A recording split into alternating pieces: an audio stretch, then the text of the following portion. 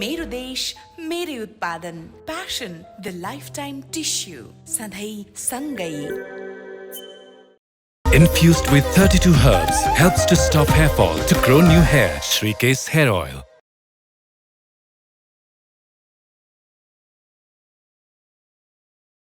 Acharya Prashant ji, it's a pleasure having you here on this breezy, lovely evening in Goa. Lovely, yes. And Yeah. welcome. Thank you so much. Namaskar to you. How often do you come to Goa? Quite frequently, I come at least once a year. Okay. And when you are here, you mostly are involved in your discourses, is it? Discourses, work as usual. The sessions that I conduct, a lot of them are online. So irrespective of where I am physically located, it continues as usual. Right. And what's a typical day for you?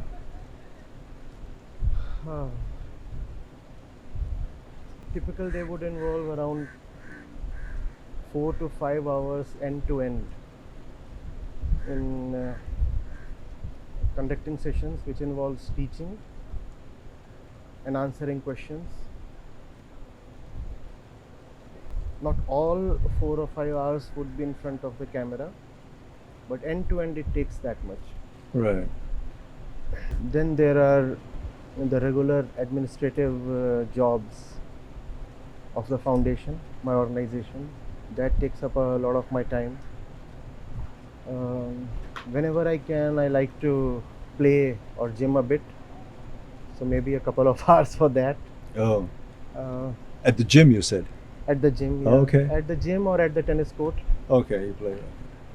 Then if I can, I want to read something or listen to something or watch something.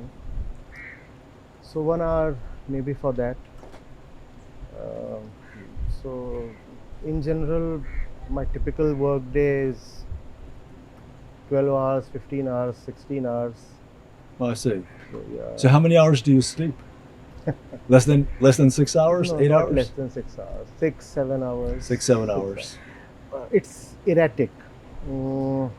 There are days when it is less than 6 hours, but then when it piles up, the deficit piles up for a week or so, then there is one odd day when I would sleep for 8 or 10 hours. Oh, okay. So is there a specific way that a person should deal with his daily routine, or one can do whatever one fancies? One needs to have an overriding purpose, and then the purpose decides your routine, your priorities, time allocation, everything.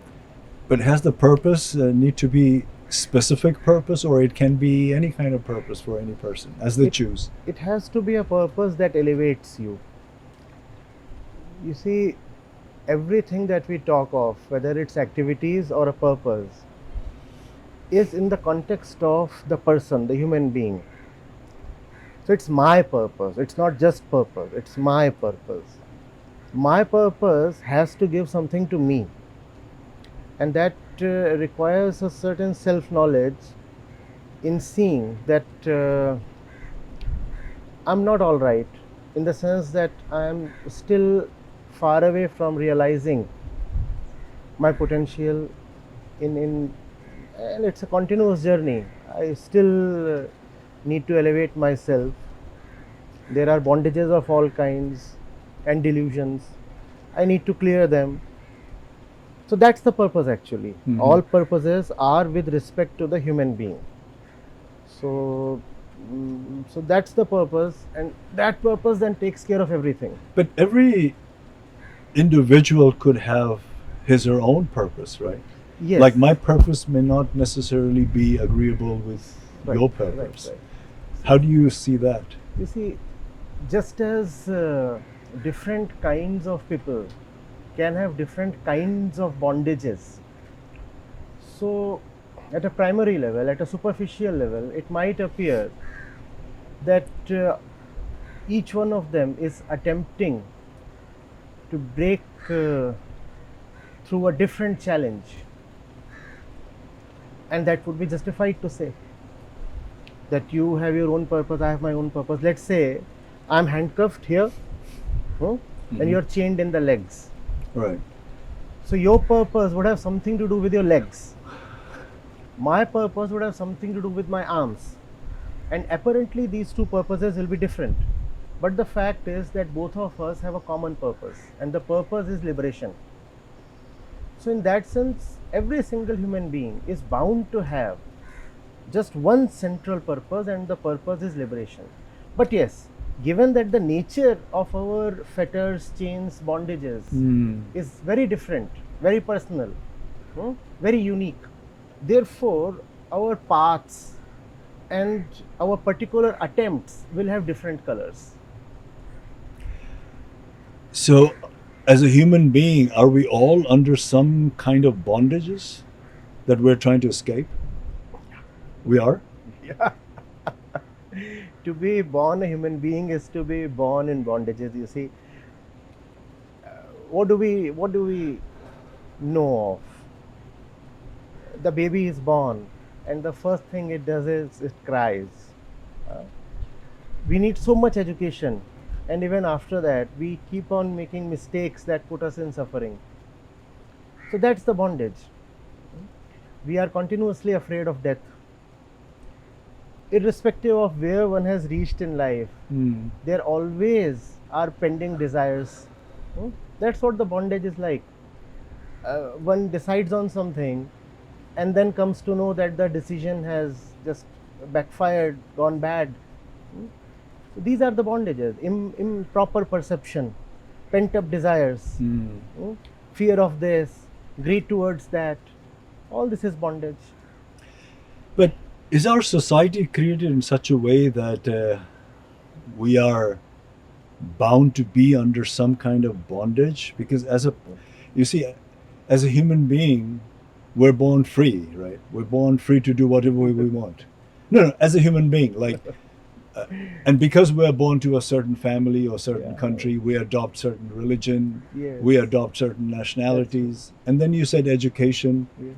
Is education, is it binding us tighter, or is it free, Actually, liberating us? It's a comforting thought that as human beings we are born free. In fact, one great philosopher, he quipped, he said, man is born free, but everywhere he is in chains. Right. But the fact is we are not born free.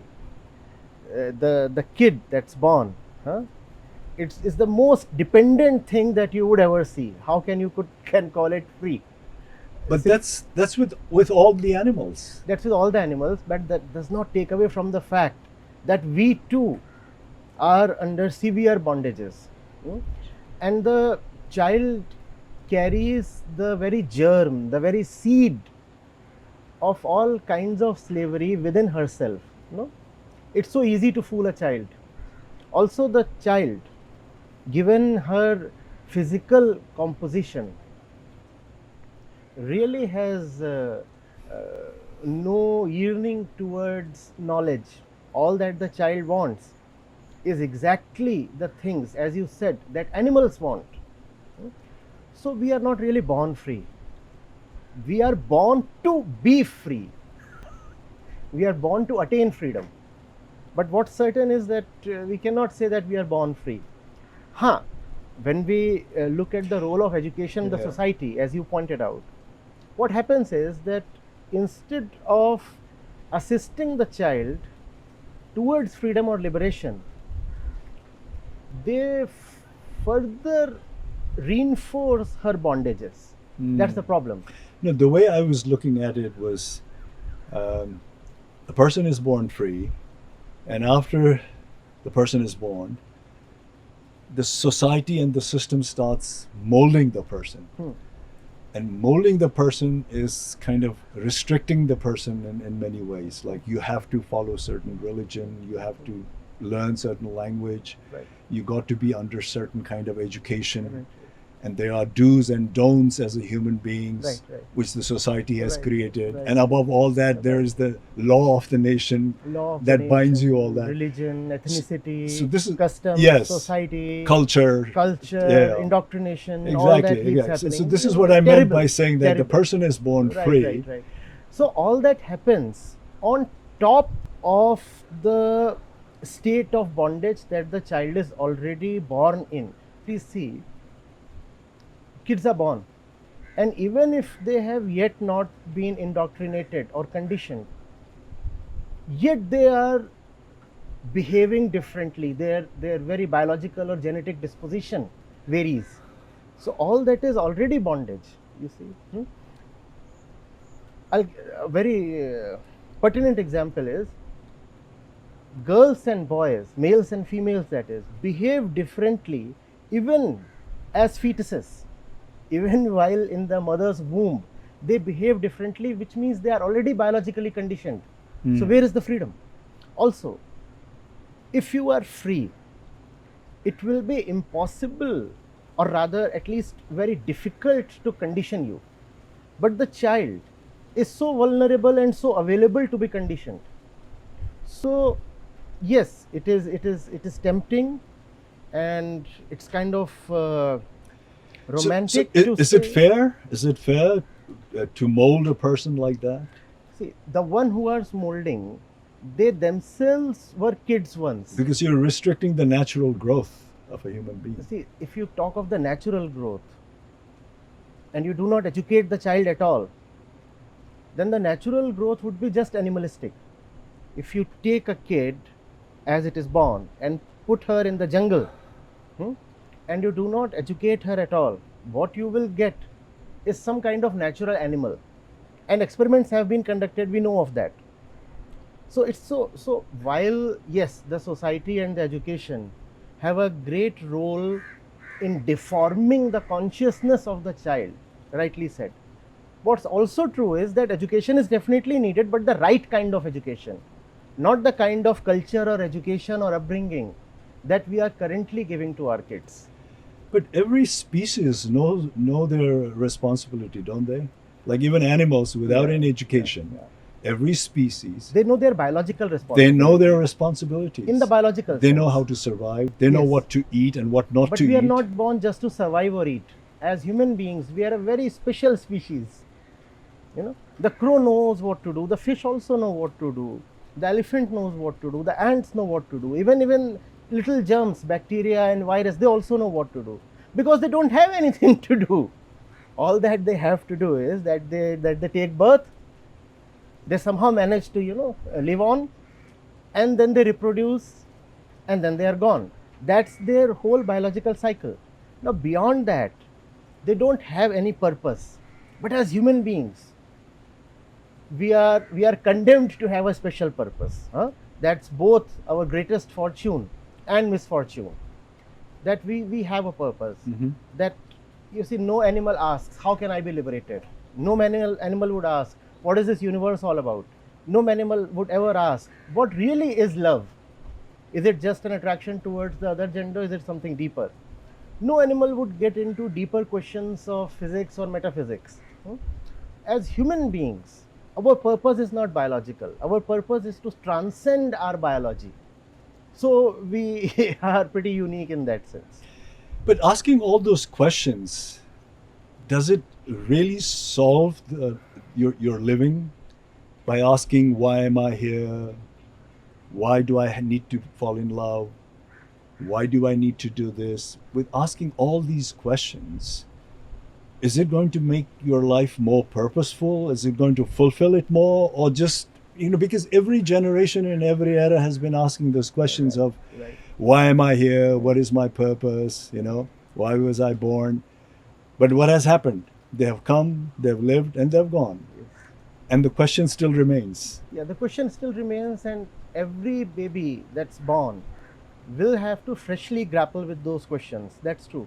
But if you can approach those questions with honesty and sincerity, then the time periods you spend as a living being becomes less violent, assumes a certain depth, You gain in what you call as love, and you remain less frightful of nature and the world, and you remain a better person as long as you are a person. You are very right, one has to depart. Irrespective of whether you ask or not, don't ask any questions, one day you will fall and die. That's true. But the matter is not death, the matter is life. How do you spend your life? The one who inquires, the one who asks questions, in general will have a better quality of life. Or maybe more confused. More confused, but still more elevated. It's better to be confused while inquiring, experimenting, investigating, than to live in the false confidence that I know it But all. is there a certain bar where you can be like this? This is the perfect place to be elevated. The perfect place is where there is only the place and no one to occupy that place.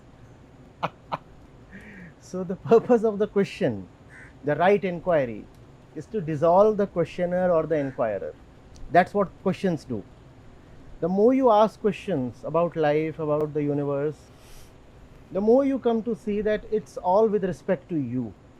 The questions, if pursued sincerely, they all return to you.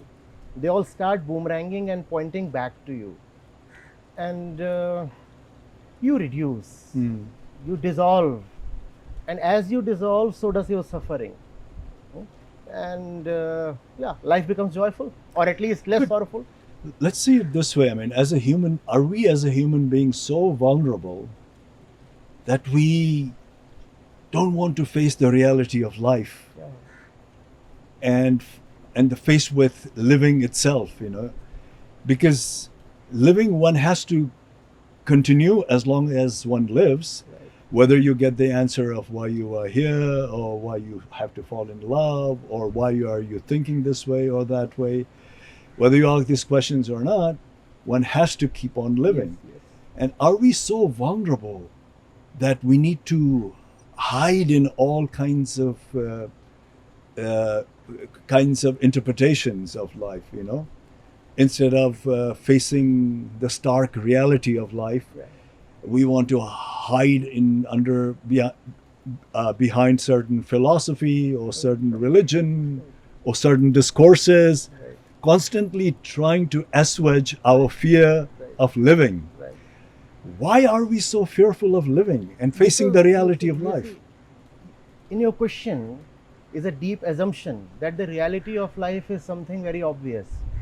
The fact is, we do not know the reality. You see, even as I speak to you, right, these are just simple common words from the dictionary. And so are your words to me. But are we really sure we know the reality of these words? I mean, here is the great ocean, here is the sunset, here is the grass, here are these people. Do we really know their reality? We marry someone and after 10 years, then we say, oh my God, I'm repenting. Do we know the reality? Did we know the reality at the time of marriage? Reality is not something that can come to biologically or socially conditioned eyes. So all inquiry is the pursuit of reality. If you do not inquire, how will you know what is real? What is all science, for example, about? You want to know the reality of this grass. And if you do not inquire into it, then you can come up with any kinds of notions, assumptions, beliefs. Beliefs are not reality. As we are born and as we are trained and raised, in the name of reality, all that we'll have is beliefs. So what I'm calling as inquiry or questions are about the nature of reality itself. What is real and what is not? Sat and Asat. That's what, for example, the Upanishads go into. Does it only appear or is it even real? Does it appear or is it even real? Because the senses deceive, the mind is conditioned. We are very vulnerable, you rightly said. We are very vulnerable to living like fools. We think of one thing as something and it turns out to be totally different. And then we keep stumbling and falling and hurting ourselves. The common man's life is an unending story of hurt. You know, one is hurt this way, one is hurt that way. Nations are fighting each other because they are hurt. We are killing each other because we are, and if we don't kill someone else, we kill ourselves because we are hurt. If we don't kill ourselves physically, we kill ourselves in a deeper sense because we are hurt. We are hurt because we do not know the reality. So are we a suffering beings? We are suffering beings, yes. Man is a special being because man has unmitigated capacity to suffer. So as long as we live, we will suffer. Provided you are very determined to not to know the very root of suffering. For example? You see, there is the Buddha, and there is the legend, very popular now. He sees a sick man, he sees an old man, and he sees a dead man, and he says, "This won't do, nothing doing. I cannot continue in the game like this.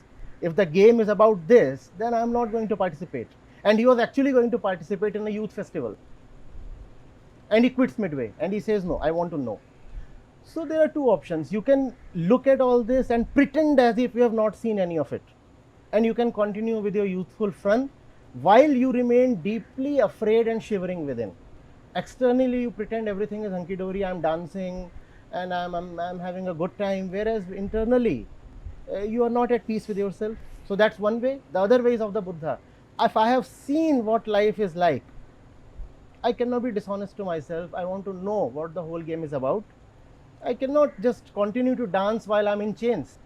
It's it's humorous. So let's just say, for the conversation's sake, Yeah. if Buddha had not confronted Yeah. the sick person or the dead person or the old person, if he had not confronted them, Right. would he be a more peaceful person, more happy person? You cannot avoid confronting them. You know, again, if you look at the legend as we have received it, one do not know whether it's history, but still it's a beautiful legend. Yeah. His father had made all the attempts to somehow prevent him from getting exposed to these things of life.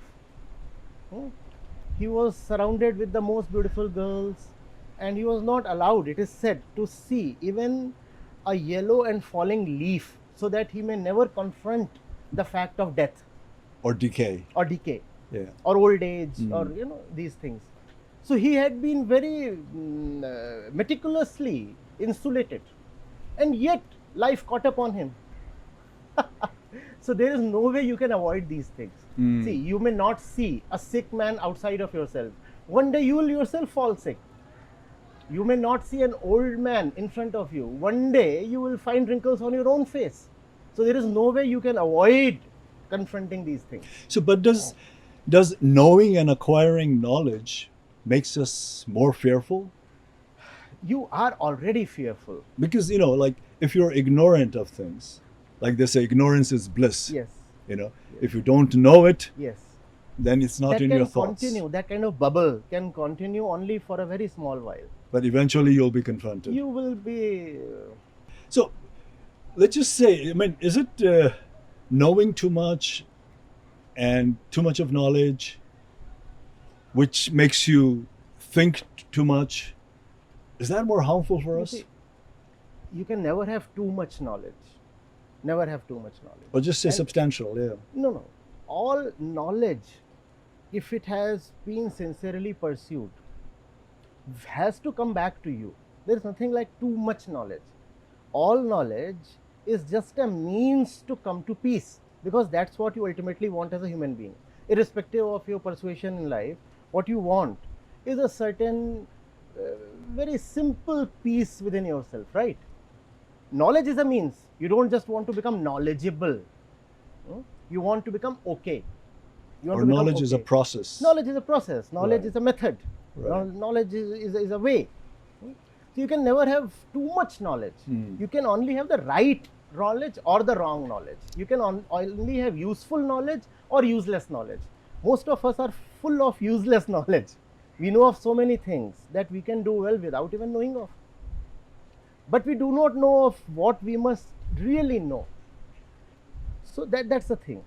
That's the reason why in wisdom literature we repeatedly talk of knowing oneself via the world.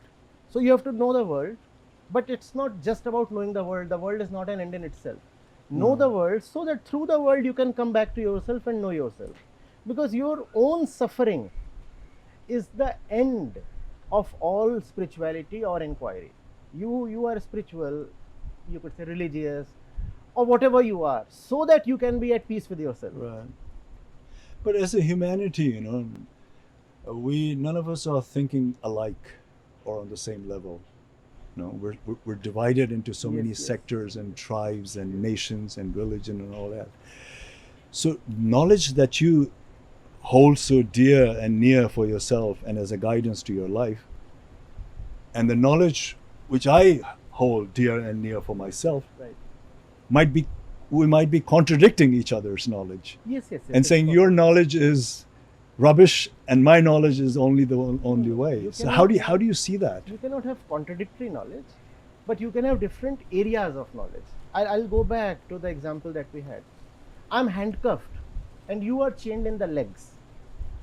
So my research, my inquiry will have more to do with arms, and your inquiry and your field of knowledge will be the legs, right? So these will be two different segments, but through our respective fields of knowledge, we both want the same thing: liberation. We both want to be free. But I am researching into my arms and you are researching into your legs, which is all right. Arms and legs don't contradict each other. But because we have different knowledges, we both have our set ways of living a life. That's called belief. That's not knowledge then. That's conditioning. Like as a Hindu, we say the best way to bury a dead person is cremation. That's belief. And That's as belief. a Christian, you might say, no, That's not you gotta nothing to do bury with it. knowledge. Knowledge Right. is impersonal. Knowledge is independent of the knower, whereas belief depends on the believer. So is religion a knowledge or a belief? Religion can be both. Religion can be the highest thing possible to a human being, and it can be the lowest dump. Because religion is usually associated with belief. So therefore religion, as it is practiced, is the most prevalent and the worst cause of human suffering. Whereas religion in its purest form can be the greatest liberator. So what is the purest form and what is the evil The side? purest form is self-knowledge. The lowest form, as we said, is belief system. Religion as belief system. And that is the intention of all religion? All religions. It's just that, to begin with, a lot of religious systems bring in belief deliberately. They say you must believe in this and this thing. But the end point of all religious processes is liberation from all beliefs. It's a very unfortunate situation when religion itself becomes a belief system. And then there is a lot of conflict. You are a Muslim, I am a Hindu, I am a Christian, you are a Buddhist, and we'll endlessly fight each other because beliefs can never match. You rightly said what you were talking of as conflict in knowledge is always actually a conflict in beliefs. You believe that your God is red. I believe my God is yellow. And you are insisting that only your God is real, and then we'll have to fight. You believe your country is the best, I believe my country is the best, we'll have to fight. Because these are just beliefs. And these are beliefs just to feed the ego, our ego. I'm not all right with myself, so I believe that my religion or my country or my community, they are the best. And then we'll have to fight. So religion has been the prime cause of violence in the world. Whereas religion in its truest sense can be the greatest factor of peace, the truest liberator. But this has been going on for centuries and For centuries and centuries without getting into any solutions. Why is it so that we haven't been able to find the common ground? See, those who had to ascend to the skies, they did. Those who had to fly free, they did. We have very recently emerged from the jungle. There is something in our physical composition itself that does not lend itself very lovingly to knowledge or to liberation. We are still, from a genetic perspective, more than 99% gorillas. If you look at the DNA of a human being and that of a chimp or a gorilla, there is more than 99% commonality. So only a few of us have so far been displaying the kind of love and sincerity that is needed to lead a free life. Others have all remained animals in human garb. So while we speak languages, while we work on laptops, internally we still belong to the jungle. That's why we have been fighting and doing all kinds of nonsense. So instinctively, are we, as a human being, are we more aggressive or more loving? What is our We are natural afraid. instinct? We are afraid. The natural instinct is fear. So we're And on defensive mode all the time? Yes, and that defensiveness makes us aggressive. When you are afraid, you will be very violent. So we feel insecure We feel insecure. Yes, true. and we want to protect ourselves all We want the to time. protect ourselves by attacking the other, if need be. Sometimes needlessly. So are we ever going to be refined? Depends on the choices we make. Depends on the intensity of our love. If we can continue this discussion endlessly, maybe this discussion would itself become the liberation of mankind. Who knows? I mean, you talked a lot about liberation and liberty. What is the epitome of liberation and liberty for human being? You ask for an example. The ultimate to be liberated. Yeah, in form of an example Okay, yeah. or an image. Why not? Yeah. It's very difficult because you see, even if I talk of the epitome of liberation in the form of a Krishna or a Kabir or a Buddha, what I would be giving to you would be an image, not the real thing, right? So liberation is something that one has to leave untouched. One rather has to be in very intimate touch with his current state of bondage and suffering. That's what one needs to have. Right now, thinking here, we could visualize a Krishna or a Christ or a Buddha or one of the saints or one of the great philosophers or the great scientists or the great warriors. We could think of any of them and we could say, oh, that's the epitome. But how would that help? Because Buddha, my Buddha, would be very different from your Buddha. So you have your image, I have my own image, and that doesn't help any purpose because our images are reflections of our own egos. The image that you have of your Buddha and the image that I have of my Krishna or Ram are just reflections of my own belief systems. So having an example or a role model doesn't quite help. One has to rather look inwards, not outwards. One has to look inwards and say, I don't want to visualize how a liberated state would be like. I rather want to confront what my inner state of slavery is, the present fact, the current situation, the thing at hand. That's what I'm more concerned with. And that is mostly all confusion, right? There is mostly all confusion. And there is great clarity, at least the beginning of clarity, in admitting that you are confused. So is the purpose of our life is to spend time in search of clearing our confusion? What else? What else? Is You that see, is that the whole purpose of life? what else? You see, let's say the two of us are sitting on prickly chairs. Right. It doesn't make any sense to talk of an ultimate purpose. We are suffering right now. It's hurting right now. Each of us is hurting and we are hurting right now. So that has to be the purpose. I have to take care of myself. Suppose I have an upset stomach and you have a severe headache. What else can be the purpose than to take care of it? And we are all aching, not only in the stomach and the head, we are aching in the heart. Humankind has an aching heart. The purpose is to take care of your heart. So now, how to solve this discontentment that we have? Because as a human being, what I see is, irrespective of your background, irrespective of what kind of positions you have in life, what kind of wealth you have in life, there is always a certain amount of discontent in every human being. Yes. Yes. So what is the solution for that discontentment? To see who is the discontented one.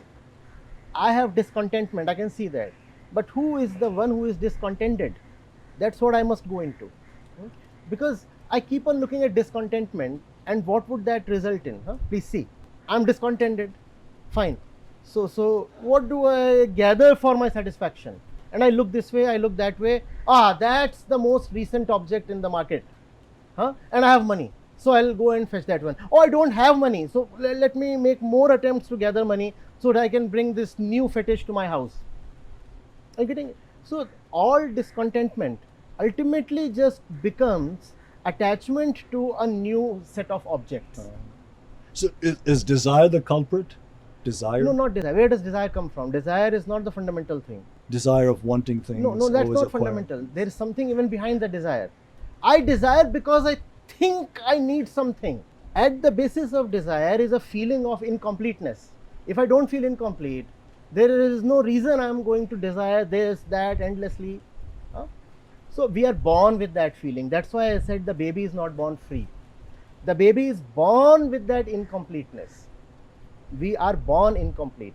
And when you are born incomplete, all your senses tell you, get that, fetch that, get attached to that, get affiliated to that, bring that to your pocket, bring that to your life, stick to that, and then you will maybe gain some completeness. That never happens, but we keep endlessly trying, and then we fall and die. But is that kind of process in our DNA? That's of in our wanting DNA, things? yes. So that is something that we'll have to deal with as a human being. We'll have to deal with that, yes. And the way to deal with it is to be more conscious about Yes, it to see what is really going on instead of endlessly running outwards. and create your own value. You'll have to see what your pre-existing biological and social values are. See, the new cannot be created on the foundation of the old. Right. You'll have to see where you are coming from. I cannot say I want to bring a lot of new things to my old house. The house is old and the foundation is primitive. No point stuffing it up with new things from the market. But this consumerism, which you were talking of, wanting things, desiring things, is on the increase. Yeah. Like I remember when I was studying in Punjab University 35, almost 40 years ago, India was a less consumerist society. They were wanting less things. There were there were less things available in the market. In the market. Yeah. In the market. In the market. In the market. And people were kind of satisfied with the condition that they were confronted. Right. But now, in the course of especially in the last 30 years, the consumerism in India has risen so much, and on the surface, you see that people have become affluent and have an easier life, but internally, they seem to be so much less dissatisfied and Yes. so much more discontent and It's confusion. just that when you're talking of increase in consumerism, you're talking of increase in commercial consumerism. That's only one aspect of consumerism. What about consuming somebody on the emotional plane? It's just that now there is an abundance of objects in the market that you can consume. Also, you have thicker pockets. So there is a lot of commercial activity happening in the market. That's only one aspect of consumerism. The fact is, even if you have not a penny of your own, you can still consume your kids and your wife and your religion and your gods. You can still consume nature, and you can consume your own body.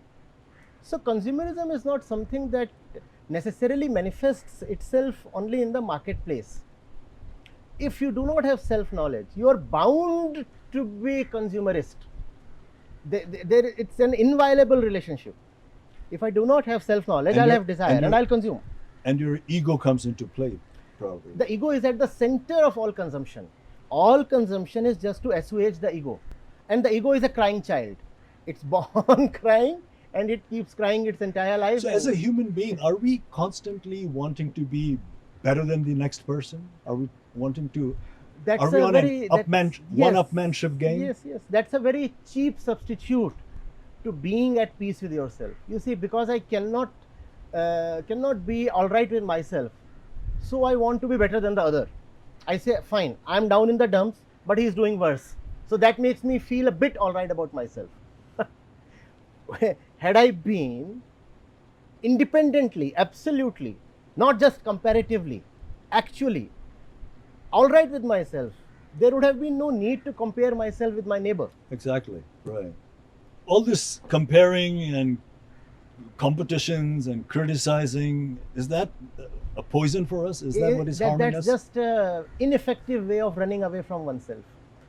So what's the solution for this? Because I see all this on the rise. One You're has the to come solution? back to oneself. One has to, and it's a very simple thing, you see.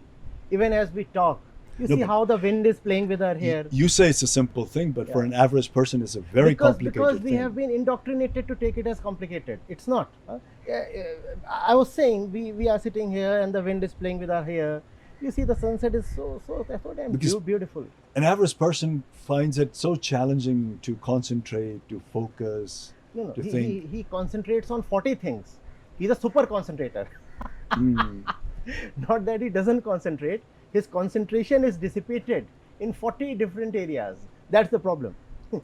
Because he has been taught that he must have 40 different things. So he's concentrating on everything. You are right now Right, concentrating okay. on me, and I am concentrating on you. Right. So we can talk to each other. But if we are concentrating on this, that, everybody, and what he's doing there and what he's trying to adjust here, we cannot talk. And that's the state of the common man. Because he does not know the one thing that he wants, really loves. Therefore, he is trying to accumulate 40,000 things. And that's dissipation or distraction. And then he says, I cannot concentrate. One has to just see. Without asking for much. If one just sees what his or her present condition is like, the solutions open. There is an instant process of healing that starts. Yes, I'm not judging myself, but I can clearly see I'm afraid. Yes, I'm envious. Yes, I'm violent. No, I don't mean to come to a conclusion, but I can see that that person's behavior in the morning hurt me, and I'm still carrying that hurt. It's as simple as that. But we have modeled this society, with like being successful means acquiring a lot of things, being in a position or in a power means dictating your authorities and all that. And all that is picturized as a human being's success. Right. So how can you escape all that as a person? And how You can you ignore all that and then say, I'm just going to go inward and I'm just going to find a solution within myself? You might be left behind in the race. You see, there's always a choice. Just as there are people who are hell-bent on conditioning you that you must be in the race and win the race, and if you're left behind, you'll be called a sissy. Equally, there have been people who have left behind their great literature and advice and words and even recordings in this age. And if you listen to them, then another process in a different dimension starts. So it's a choice. Who do you want to listen to? You could listen to your uncle and aunt and the neighboring John and take their advice as some dictum, or you could listen to those who really have wished you well and have very carefully and effortfully left behind their words to help you. Why do we want to listen only to those who said, come on, be in the race? There have been those who have said, before you run, you must figure out what the race is about. Because no amount of running and no speed can help you if you are running in the wrong direction or in the wrong dimension. What's the point in running speedily towards a wrong destination? Sometimes I think that, like the power that we have of thinking as compared to the animals is probably making us suffer more than making it easy for us. Right. Because as animals, I see, like they come here, they know what to do, they know how long they're going to live, they know what to eat, they know how to conduct their daily routine.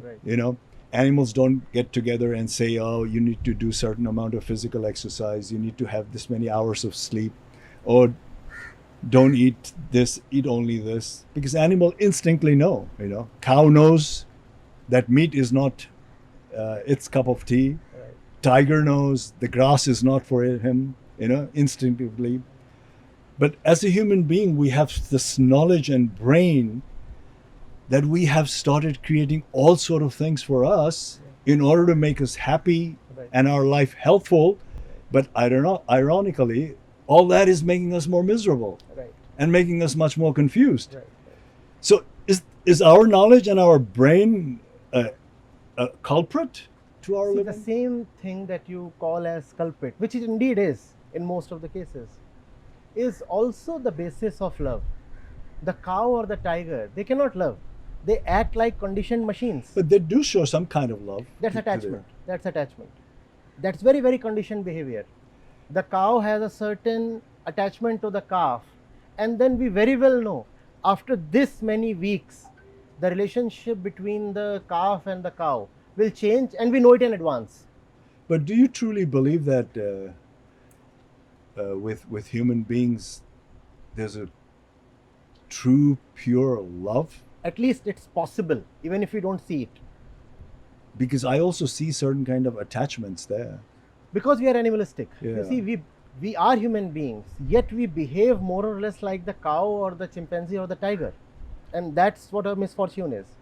But at least it's possible for us to realize, be liberated, and be loving. There is the possibility.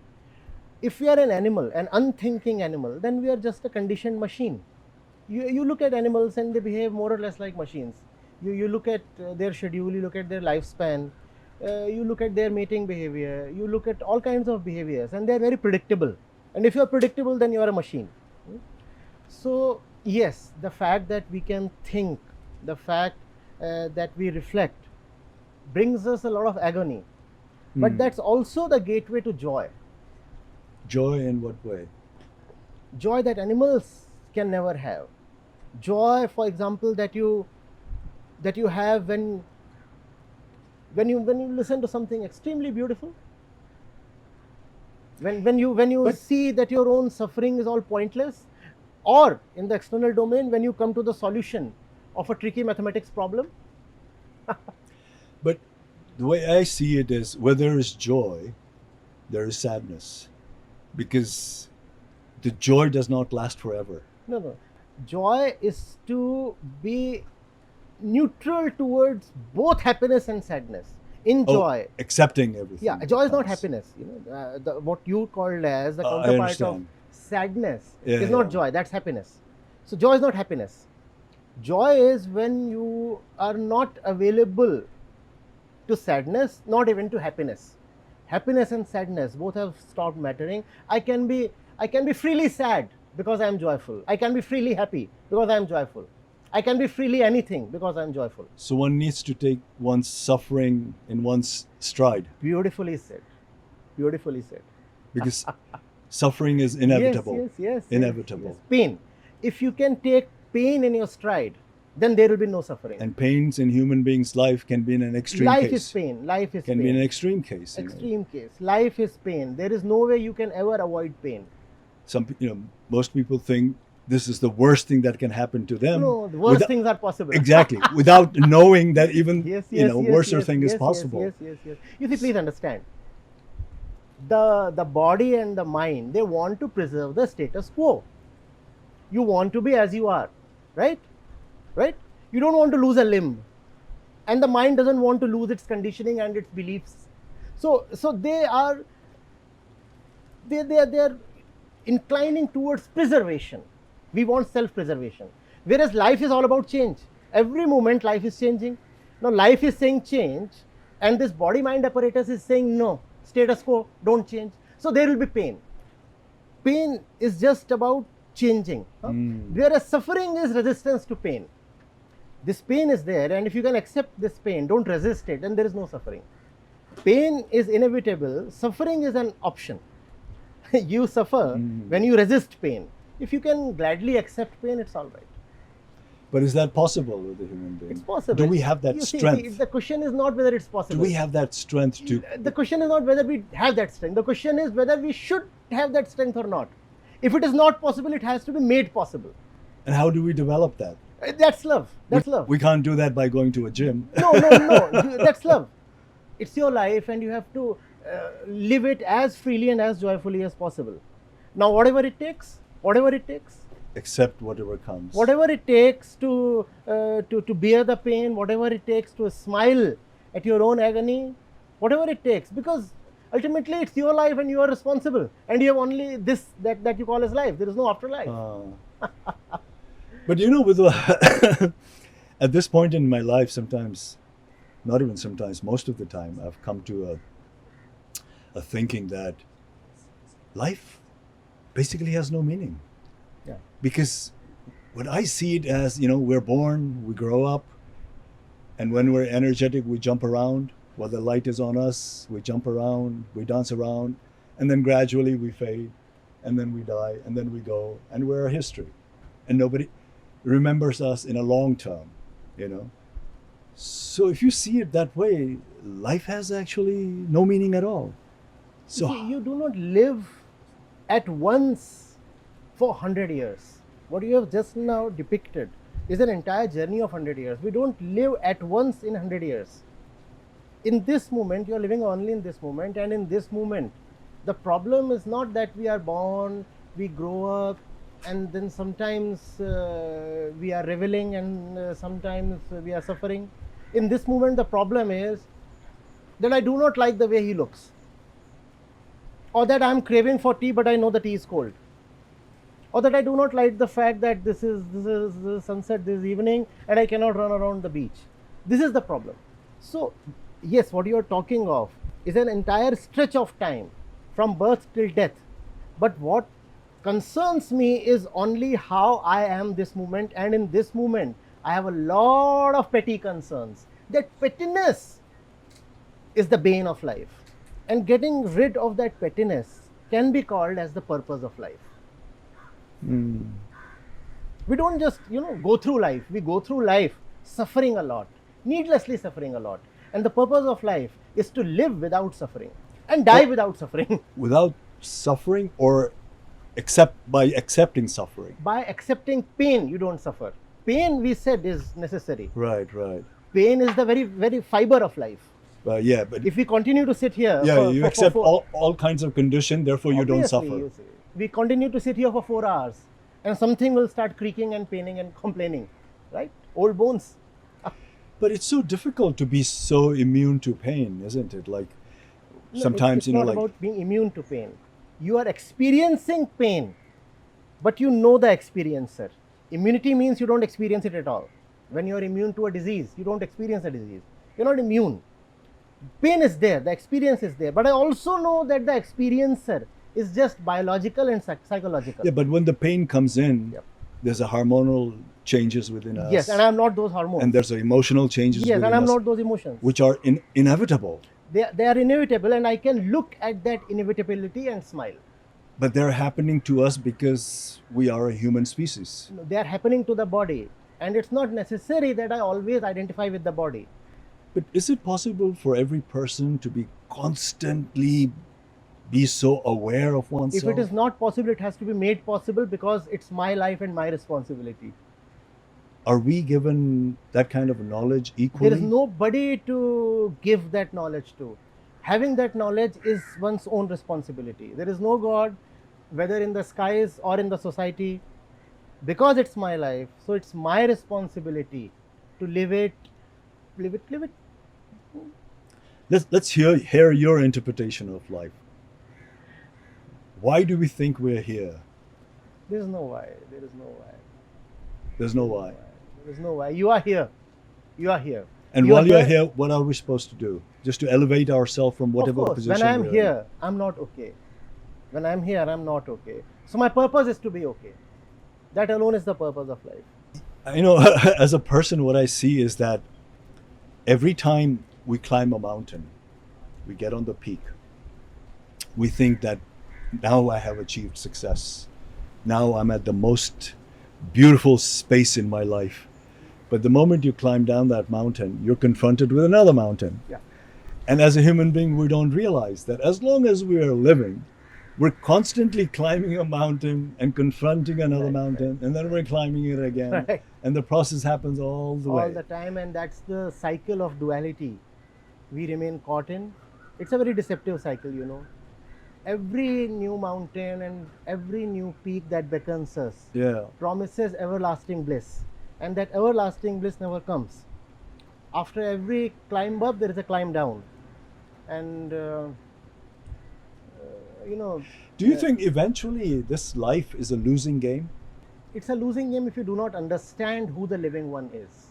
Because if you happen to live for, say, 100, then the old age itself is so difficult to cope with. Yes. See, in some sense, we are born to suffer, but that is not necessary.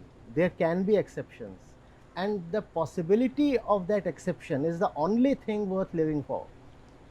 It's possible to live and yet not suffer. It's possible to live as if one were free of life. Classically, that's called the Jivan Mukta. You are the Jeev, you are the living one, yet you are free of life. That is possible, and it's that possibility that one must live for. How do you see today's technology and overload of information that we're bombarded with? Is that natural for us as a human being to It's a choice, you have see. so much of exposure and choice. so much of information? It's a choice. In fact, I'm grateful we have all these sources of information available, because I've been taking in a lot from them. It's a choice. What do you want to take from Instagram, from Facebook? There's Wikipedia, and I'm So there's actually- always the two sides for the the technology. two right? sides, and ultimately you are the chooser. You see what you want to pick from there. This is technology. This Right. mic is technology. These instruments are technology. If this conversation would go to an internet platform, that's technology. So why should I not be happy with technology? If I have to be unhappy, I'll be unhappy with the user of the technology Right. Or the user's choice. or the user's choice. Yes. Right. Oh, it's so wonderful to talking to you like this. We would like to invite you to Nepal someday, and then maybe I have you all could- the mind to come. Right. And let me, before we part, before we go, how much does religion and the religious narration that people carry helps us in life, or guides us in life? Are they useful, or for are they? 999 people out of 1,000, religion is just not only wasteful but a harmful burden. They would do much better jettisoning all the religious load they are carrying. But that's not what religion was originally meant to be. Religion was meant to be the force that transforms the beast into the human being. Religion was supposed to be the most beautiful thing in our lives. It still can be. But religion as belief system, religion as rituals, religion as practices, worst of all, religion as superstition, has played havoc with the human's consciousness. So, religion is in great need of cleaning up. But how do you see morality and religion? Are you moral because you're religious, or can you be a moral person without religion? Most morality comes from religion.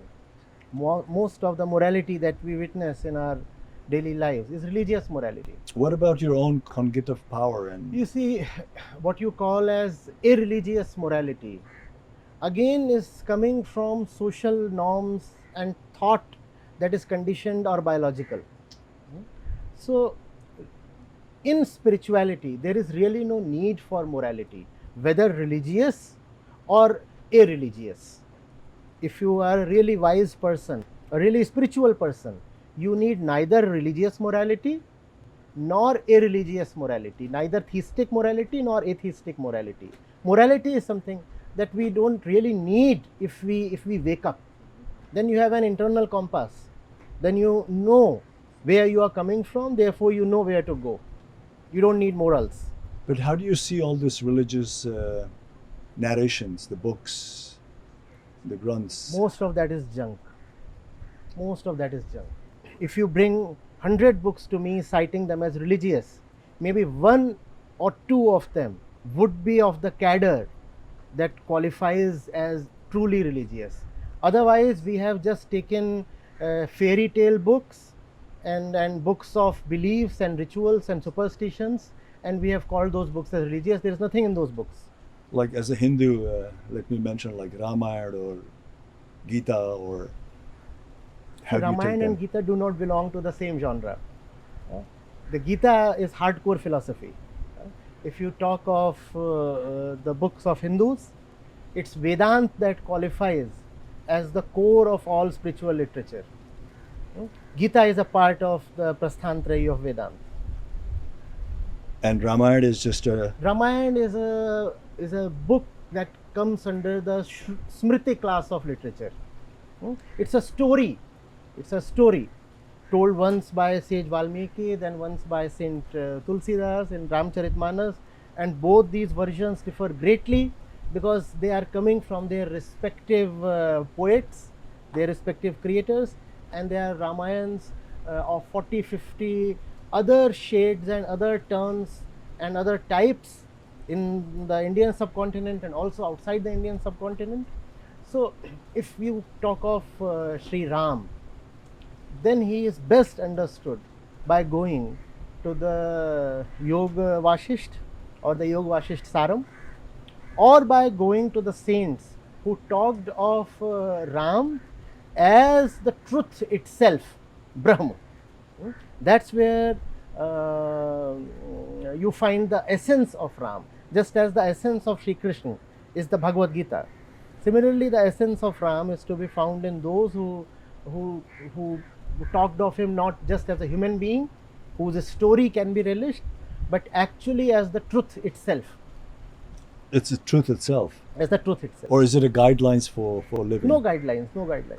In the realm of the truth, you don't need guidelines. Because, what I see around the world, human beings are so divided under different narrations. Because the way people are conducting themselves, whether they say it's my tradition, my culture, or my nation, they're all saying this because they're under a certain narration. All of us, Narratives, which is stories. Different Simply narratives, put, yes. stories. Yes. Stories. Yeah. Kids' stories. Right. So why can't we have a common narration for the entire common human narration beings? is me, the person, the self. I am the one whose story has to be rectified, whose story has to be elevated. I don't have to really be bothered with other stories. Here I am. What about my own story? It's my own story that is at the core of true religiosity. True religion is about setting this story right. But isn't that self-centered? You have to take care of yourself first, because you are the one to whom everything is. If I am not all right, then how can even the world be all right? You take care of yourself, I take care of myself, and the world is made a better place. Okay, and at what point in life do we start taking care of other people? If you're taking care of yourself, you are automatically taking care of other people. Because we're one in the society as well. Yes, obviously. How will you relate to the other if you do not know who you are? If I do not know who I am, then I can only exploit the other. If I've taken care of myself, that is love. Love towards myself and love towards the other. But love is important, you said. Oh, love is at the core, very core. Why will I take care of myself if I don't love myself? And is marriage and love synonymous? Not at all. It's funny we are coming to marriage at the fag end of this conversation. No, I was curious because I had my own interpretation of marriage till a certain extent, and I see you as an unmarried person. Yes. So I was kind of curious to know what is your interpretation of marriage. You see, marriage is cohabitation. Marriage is cohabitation. I want to be with a person of the opposite gender. That's fine, that's beautiful. But to build stories around it and regulations around it and doctrines around it, that suffocates. There is beauty in companionship. Obviously, two people want to be with each other. It's wonderful, wonderful. But being with each other is not the same as chaining the other, as putting the other under the burden of a lot of traditional expectations. You are the husband, you are supposed to be like that. I'm the wife, I'm supposed to be like that. No, all that is that just kills love. Expectations kill love. So what is the culmination of love between man and a woman? Love is the culmination. It's enough just to be in love? Obviously. What after love? What beyond love? But people also get out of love. So it's fine. It's fine. What's wrong with that? So as a human being, we're not meant to love the same person throughout our life? As a human being, you are meant to be liberated. Other human beings can come, can go. There must be beauty as long as they are with you. But there should not be a drag. There should not be a compulsion. So to fall in love and to be out of love is a natural process.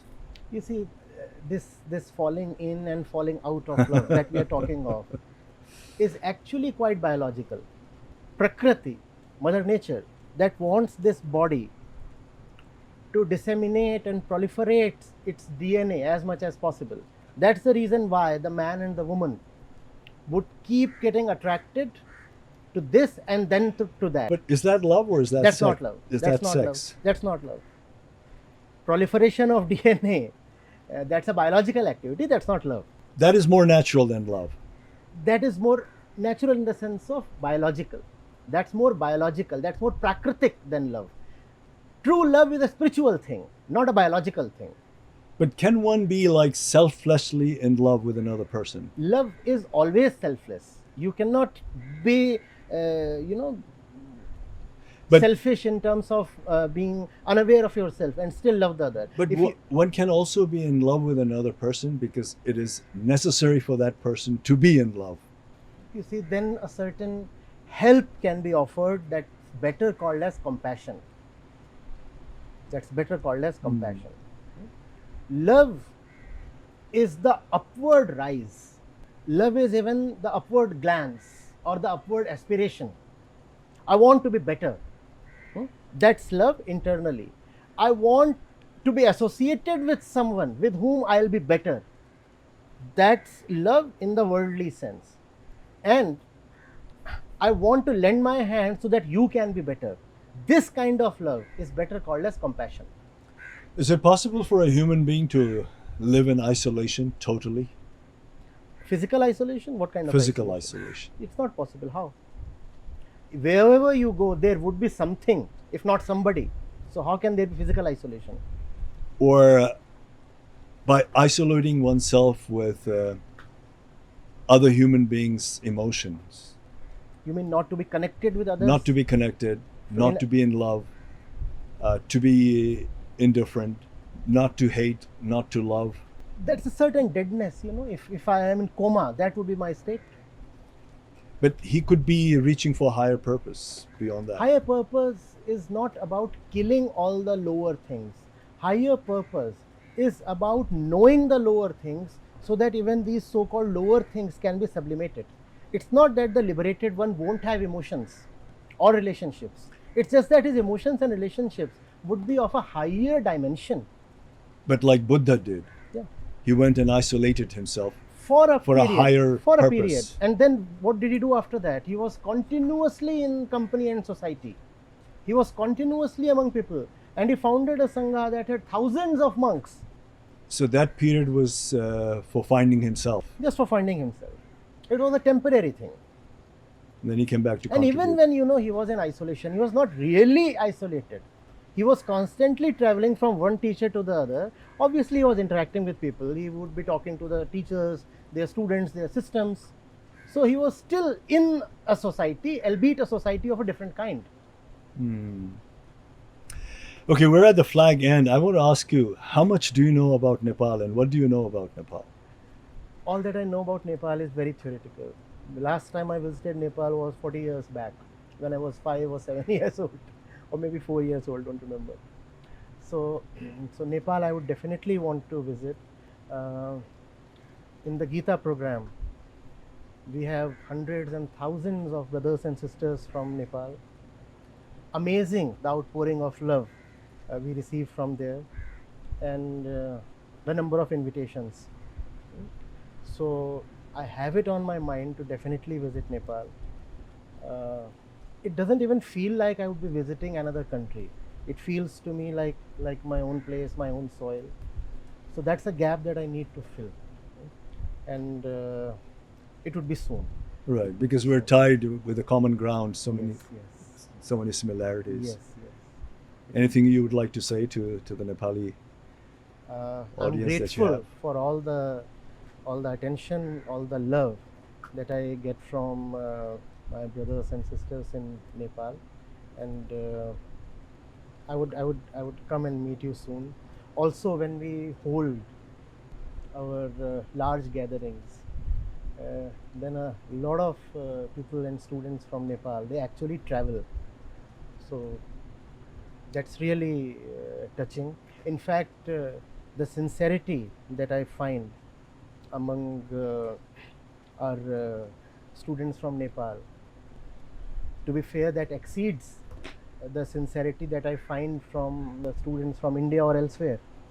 So that's a very beautiful thing to see, and we'll meet. I'll be with you soon. Thank you. You're most welcome. You're welcome anytime.